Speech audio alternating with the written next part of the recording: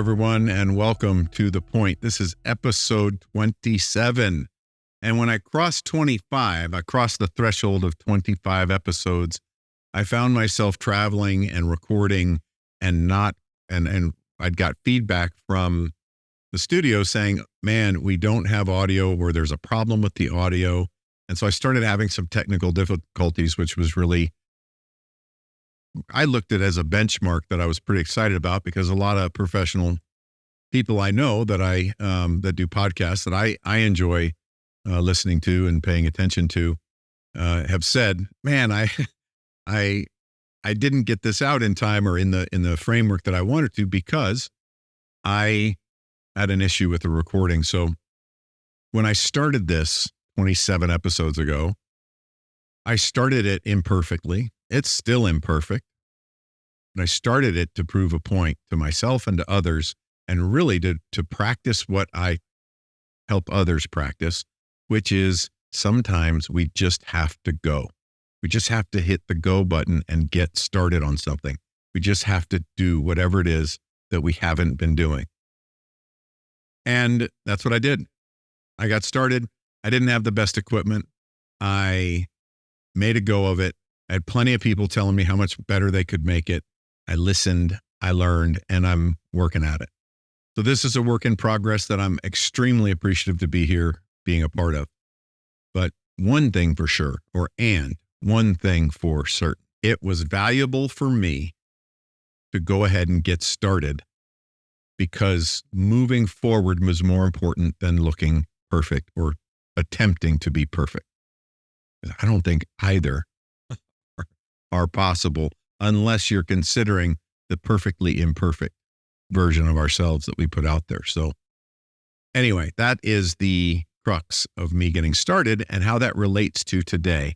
I'm going to talk a little bit about ownership, and I'm going to talk about listening.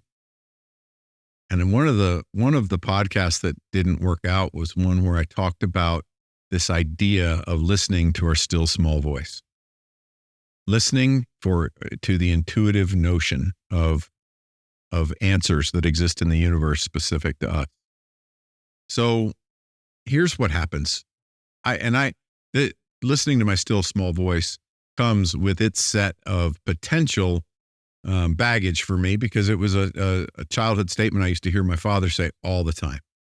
You got a loud voice. You can always hear what the difference between right and wrong, and know what the best decisions are to make in your gut. And he would tell me that, and that I knew that. And he would just tell me, you just have to tune in and tap in and listen to your still small voice. And I don't know about anybody else listening to this, wherever you're sitting, whatever you're doing.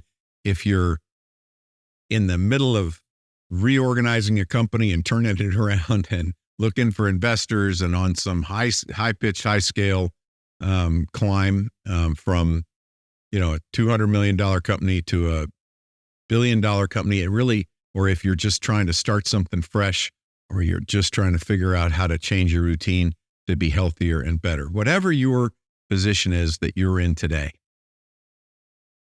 man, I'm telling you, sometimes we just don't want to listen.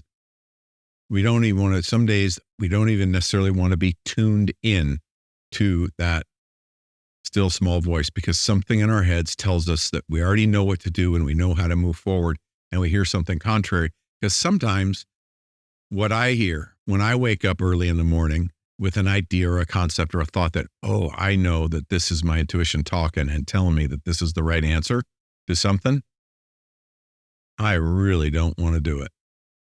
So, and sometimes it's the simplest of things, but I have some other reason that I don't want to follow that instruction, whatever it is. So there's times where we just don't want to listen. We're headstrong, full of ideas, and knowing what we do. Sometimes that works out, and sometimes it doesn't. But either way, we all have the ability to tap into this, collective consciousness that we can call intuition, and that still small voice. And one of the challenging things is trust or faith, or however we want to frame this, in that, can we trust that listening to our intuition really does align with the universe better? Or should we listen to the fears and concerns and all the language going on in our minds saying, oh no, what if? And what if I do that? Oh, doing that, I'd lose all these things, right? So there's a concept that I want to talk about when we talk about ownership. There's this concept around maintaining a position in the driver's seat of our life and really sitting in that ownership seat and having resources and using resources that are available to us. So when we have people in our lives or things in our lives, tools and resources in our lives that help us, just because we are deferring maybe a decision, we're deferring to wait to meditate, to calm and listen. Maybe we're deferring to wait to hear someone else's opinion. Maybe we are delaying ourselves for some other reason. That doesn't mean that we are not in command. And on all ends of the spectrum that I've experienced working with people and helping people, whether it's working with groups or with individuals, there's something that's really clear. Where we want to go, if it's somewhere we haven't been, if we want to achieve, move towards, or accomplish something that we haven't accomplished before, then we don't know what it takes to get there. So we don't necessarily have it doesn't necessarily make sense to do what we've done to get to where we are now to get to where we want to go. Doesn't mean we're not aware of ways to get to where we want to go. But if we move forward the way we've been moving forward to get to where we are, we won't. And that's one of the reasons why we hit plateaus and get stuck. So to break a plateau, there's a lot of techniques and skills. There's entire podcasts that are all about plateaus and helping people think through what's happening when we reach these plateaus and things level off. And that comes from, in my opinion, this desire or search for the feeling okay and everything being okay. That which feigns on the side of mediocre and accepting what is, rather than really continuing to strive for what we want. And I used to fight myself around the difference between acceptance of what is and living and breathing in this level of acceptance, and also being in acceptance of what I want, and that there's daily behaviors and things that I can continue working on and doing through my life that will help me gain and be somewhere different a year from now. Whether that's a financial goal, a business goal, a geographic goal, a relationship goal, whatever the goals are. And I start thinking about, at one point in my life, I started thinking about, is the framework of reaching a place where I'm okay and staying there, is that a good framework, mental framework that I want to live in? And I'd hear people talk about fall in love with the journey, learn to fall in love with the journey, do what you love. And you'll never have to work another day in your life, right? So then I got to thinking about needing breaks and taking time away, which we all need. We all benefit from giving ourselves things that we want in the way of nurturing, self-care, breaks. There's always rest, right? So rest is just a concept that works. So when I'm thinking about forward movement, and when I'm thinking about listening to my intuition and that still small voice, and I'm thinking about wanting something different than what I have today, or being something different than I'm being today, that I might need to give up some of the authority in the decision-making that I'm making. And in giving up the authority to do that, I'm utilizing the mix is that by giving up that authority, I might begin to think, and I've been coaching a lot of people at all levels of organizations and in life through this idea that they don't want to lose their internal power, their self-power, and they don't want it. Then it's almost teenager-like of wanting to break out on our own and find independence. We want independence. We want to be a person of our own making. We want to make our own decisions. So there's that energy of, can I do that and still have resources helping me? So at one hand, we there's all kinds of things that can happen. And I don't want to cover and go into all of the things that can happen that are struggles that get in the way, because this is, and I want to get to the point, because this is the point with Jeff Spikes, not the meandering, although I meander sometimes. This is really about getting to the root cause. And, tip of the sword is about where our projection meets someone else's perception, and really working on that energy, that energetic exchange, so that what we're wanting to be perceived is what's being perceived. When I'm working on relational goals, one of the things I finally learned was to just drop my arms, rest my shoulders, take a deep breath. And when someone's displeased, and I'm like, what is their problem? Rather than argue and get into a discussion over what I did wrong or didn't do wrong, or what they thought I did wrong or didn't do wrong, and say, well, that's not what happened, or get into any of those conversations, taking a minute, taking a breath, putting my arms down, my shoulders down, and saying, wow, I really am sorry that we are having this experience, and that I am influencing you in a way that you're having this experience. Like, I don't want to be that person in your life. Now, sometimes it's because I've behaved in a way that's creating an experience, but other times it's because someone else has the energy, and they're energetically repeating problems they need to solve. And the only way to show up for them is to be on the opposite side of that problem and become it. And that can be difficult to do in some situations. Now, and that happens in the boardroom as much as it does anywhere else. So how do we move past this and learn to be what we intend to be on the receiving side? Now, we cannot take ownership over how things are received, but we can take ownership over how we behave when something is received, in whatever way it's perceived. So if we get an unfavorable result or response from somebody, we are still in command of our actions, our words, and our thoughts, and our behavior as individuals. And if we're feeling stuck, sometimes, and this is an example of what I'm talking about giving up our agency for a minute under the form of accepting someone else's assistance or advice and saying, I'm going to try something that someone else has tried that worked for them, and see what I can learn by trying a new behavior. Because there's a couple of ways of going about change. All change is going to happen within our thinking and our thoughts and our mind and our framework and all these things. Everything's going to happen centered around the energy of our conscious and unconscious selves. But sometimes we go at it by changing our thinking first, and sometimes we go at it in changing our behavior, and then we see how we feel. And sometimes when we're in the environment of being of service or doing things for others, which we often are if we own companies and we're moving forward diligently in business, we are consistently being of service to others.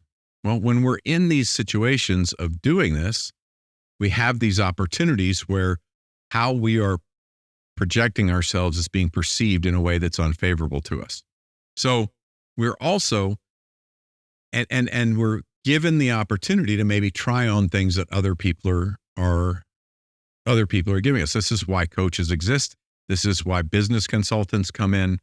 And sometimes best practices come in and are made because they work so well at affecting the bottom line, but then does a terrible job of affecting the culture. So there's one part of this that I want to make sure that we think about and talk about, because there is a consistent need in the world today, and you can deploy this immediately for yourself, is always have two forms of measurement.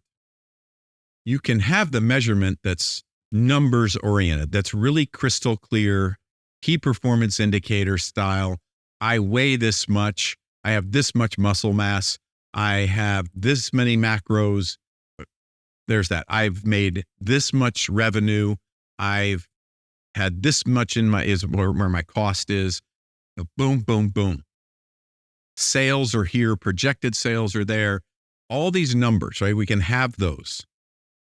And then we can measure ourselves and we can look at the results. And when we're looking at the results, it's important to have two measurements. One is that crystal clear metric. The other, which is something that I love working in, is that less tangible side of, are the values being met that I intend to meet? Am I showing up within the set of values and parameters that I want to, with my ethics, my values, and my desires of how I want to affect the world? Because those two, if we use both of those measurements, and it helps balance and level us out so that nothing has to get out of hand. And our values are the best thing. Now, what that sets us up for is also being able to make rapid, fast-paced change.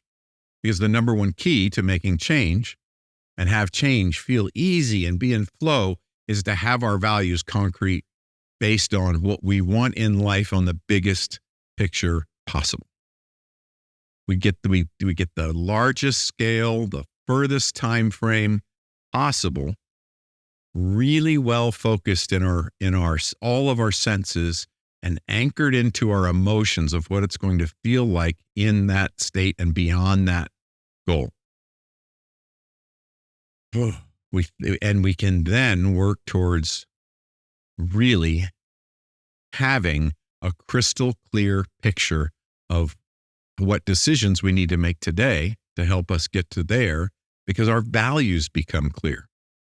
Because those larger picture goals adjust our values. And then when we are able to, or they don't adjust our values, those larger goals help define and root and anchor our values. And our values become less malleable, right? And it becomes clear that we can be one person and have one way of being that we choose, that is our personality, our persona, our character. And all of a sudden, decisions that might have used to baffle you become really simple. So there are a bajillion reasons in our minds to come up with reasons not to go places and not to do things and not to venture into new territory or not to try different strategies or technologies. But there's more reasons to utilize and step into what's needed to help us get to where we want to go when we have it anchored in something more solid.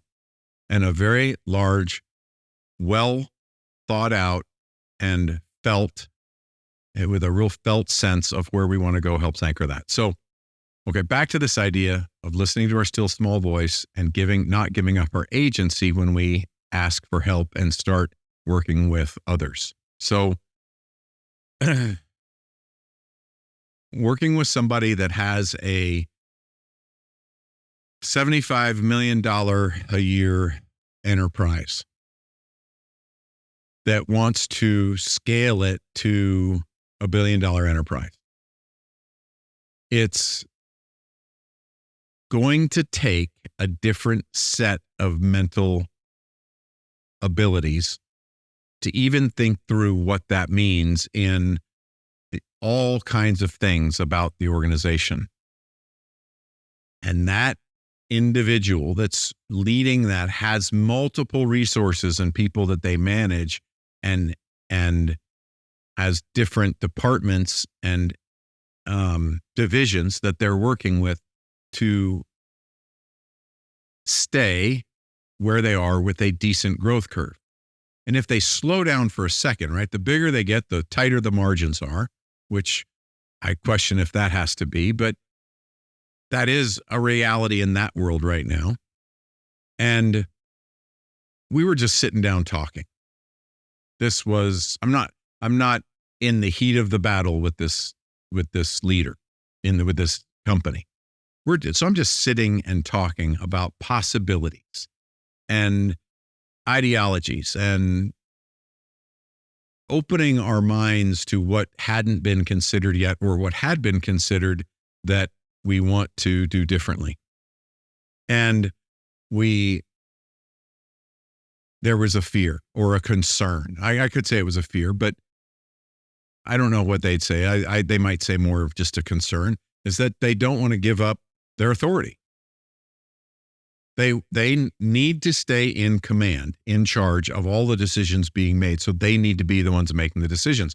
But that was stopping them from moving forward and taking the advice of others and trying on new things because they couldn't wrap their head around making sense of what people were telling them. And one of the people that was giving them advice had run large enough organizations to know what they were talking about. But what was being asked was very uncomfortable. We didn't do any work on business. We ended up unwinding and working on what's happening in our minds that has us sitting in a spot. And by us, I mean any of us. I mean you in the grocery store right now with one ear pod in, walking around, looking for the healthiest food you can find to keep your protein up. Because darn it, the restaurants today, 90% of them are still feeding us more carbs and more fats than proteins. And that's killing our ability to make our goals, making it difficult, right? But so you're walking around the grocery store with one ear pod in, listening halfway, and maybe this got your attention, maybe it didn't, or you're driving down a road and you're sitting in traffic and this is helping you avoid the thought of traffic. Whatever it is that you're doing, maybe you're at the gym working out. Maybe you're at the gym on the treadmill. Maybe you're at the gym under a bunch of weight, pushing the most weight you ever have. I don't know. So those, let's just say, if you're listening to this, I mean us, all of us, you don't have to be running a $75 million company in order to be sitting with us. I felt this way in high school. I wanted my independence and I didn't want to do what other people were telling me to do. I wanted to do, right? So, and that doesn't mean it's a juvenile thought either. That just means it's an example that we can connect to of how that might feel to us. So think about this. Just because we give up just because we say, okay, I will do what you say for 30 days, or I will do what you say for X amount of decisions in this arena. I'll make these decisions that are the decisions you're telling me to make.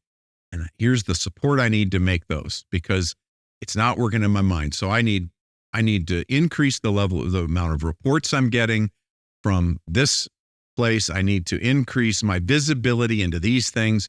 I need to increase the touch points I have with some people. Maybe I need to talk to someone more often. Maybe I'm uncomfortable emotionally.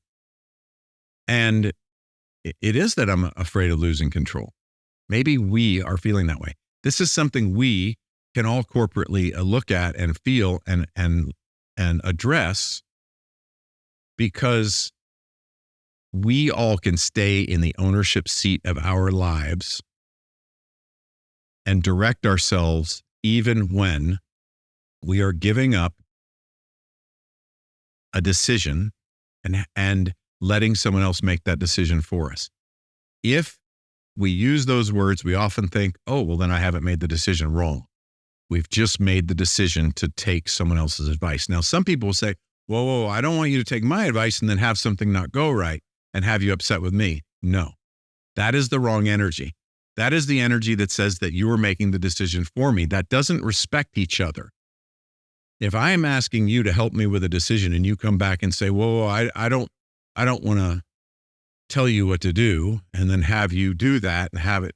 No, you can tell me what to do till you're blue in the face. I still have the ownership.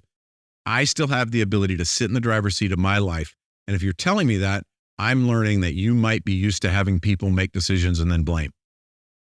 Blame comes off the table. Blame is off the table if we're sitting in the right spot. I was actually having a conversation with someone today about neurology and physiology, and we were talking about this idea of I was wanting to have some questions about how they felt about metaphysics and how they felt about the unconscious mind. And this is a PhD neurologist, and I'm just wanted to understand where they were coming from, and we started talking about it. And it was a very similar conversation in that nobody gets to make the decisions for us, even though they're there. And we talked about mind over matter. Well, and the problem with mind over matter is that if it's mind over matter and I can't overcome the matter, if I can't heal myself or move a rock, then I fall victim to my circumstances because my ability's not there. One way the world frames it and looks at it. I don't subscribe to that, because what I say is that as soon as we start getting into blame and start looking at the brokenness or the inability of something, we're outside of the framework of even believing and knowing and understanding mind over matter, because mind over matter knows that that rock's going to move. Mind over matter knows that this part of me is already healed.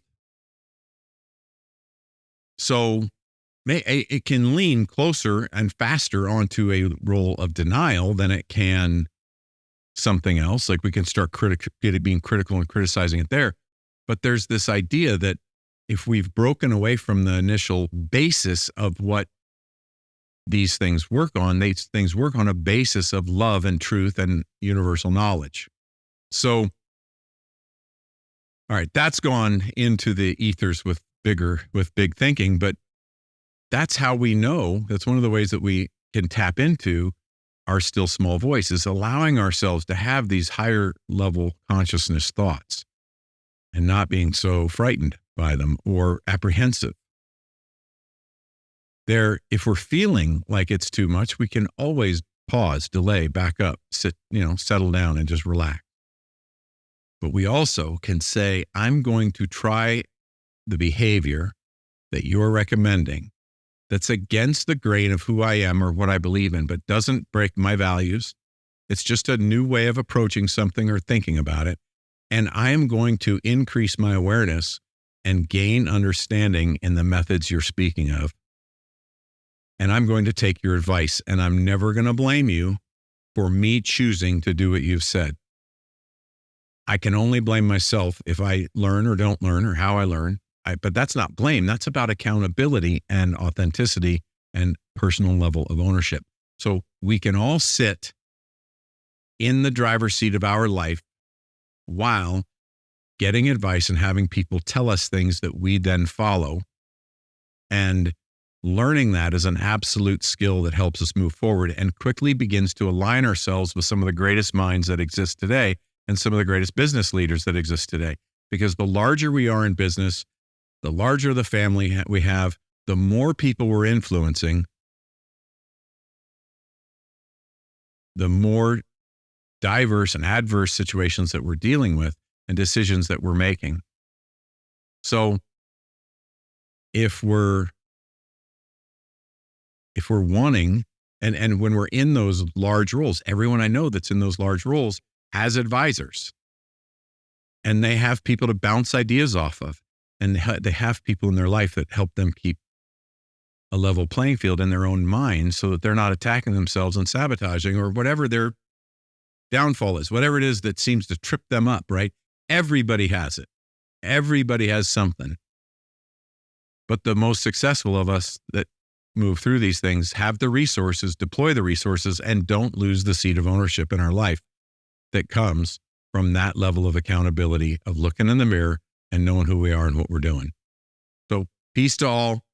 I jumped right into this thing today. I was really excited about the topic. I got more coming. Keep the comments, keep the feedback coming. I look forward to more. Y'all have a wonderful, wonderful day. Thank you for joining us for another amazing episode of The Point with me, Jeff Spikes. The greatest compliment you could give me is liking, loving, and sharing this episode with all your friends. So please, if you're on Spotify, iHeart, or iTunes, leave a 5-star rating and review. If you're on YouTube, like and subscribe. Make sure to tag me. I love hearing from you, the listeners of this show. The links for all my social and iTunes are in the show notes. Also, if you'd like to engage with me in anything related to my coaching, consulting, speaking, or programs, please visit jeffspikes.com for everything you would need to know to engage with me offline. And lastly, thank you for your time, your attention, and your consideration. This is The Point.